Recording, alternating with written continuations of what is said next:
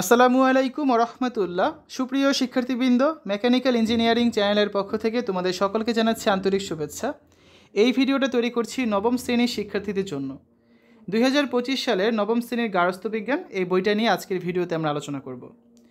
জাতীয় শিক্ষাক্রম ও পাঠ্যপুস্তক বোর্ড কর্তৃক 2013 শিক্ষাবর্ষ থেকে নবম ও দশম শ্রেণীর পাঠ্যপুস্তক রূপে এই বইটা কিন্তু নির্ধারিত হয়ে আসছে। অর্থাৎ এই বইটা তোমরা 9-10 2 বছর নিয়ে পড়বে এবং 2027 সালে কিন্তু এই বইটার উপরই তোমরা এসএসসি পরীক্ষা দেবে। তো এই বছর 2025 শিক্ষাবর্ষের জন্য কিছুটা পরিমার্জিত করা হয়েছে বইটা। তো যারা এখন স্কুল থেকে বই পাওনি তারা কিন্তু পিডিএফ ডাউনলোড করে পড়তে পারো। কমেন্টে লিঙ্ক দেওয়া থাকবে, সেখান থেকে ভিডিও দেখে যার যে বিষয়ের পিডিএফ দরকার খুব সহজে তোমরা ডাউনলোড করতে পারবে। এটা তোমাদের বইয়ের সূচিপত্র। এখানে বেশ কিছু বিভাগ এবং অধ্যায় রয়েছে। ক বিভাগ গৃহ ও পারিবারিক সম্পদ ব্যবস্থাপনা, এখানে রয়েছে মোট 5টি অধ্যায়। খ বিভাগ শিশুর বিকাশ ও পারিবারিক সম্পর্ক, এখানে আরও 4টি অধ্যায় রয়েছে। গ বিভাগ খাদ্য ও খাদ্য ব্যবস্থাপনা, এখানে আরও 4টি অধ্যায় রয়েছে। আর ঘ বিভাগে রয়েছে বস্ত্র ও বয়নতন্তু, এখানে রয়েছে আরও 5টি অধ্যায়।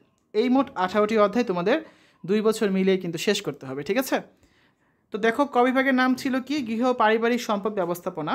তো প্রথমেই এই বিভাগটা শেষে আমরা কি শিখতে পারবো সেই বিষয়ে সুস্পষ্ট ধারণা দেওয়া আছে, যেটা প্রতিটা অধ্যায়ের শুরুতে কিন্তু রয়েছে। এবং এই ক বিভাগের ভিতরে আবার বেশ কিছু অধ্যায় রয়েছে, যেমন প্রথম অধ্যায়ের নাম কি? গৃহ ব্যবস্থাপনা। এবার প্রতিটা অধ্যায় কিন্তু আবার বেশ কিছু পাঠের সমন্বয়ে তৈরি করা, ঠিক আছে?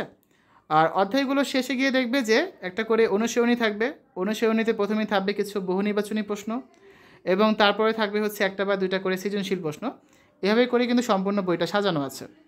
শিক্ষার্থীরা, আজকের এই ভিডিওতে আমরা নবম শ্রেণী 2025 সালের গার্হস্থ্য বিজ্ঞান এই বইটা নিয়ে আলোচনা করেছি।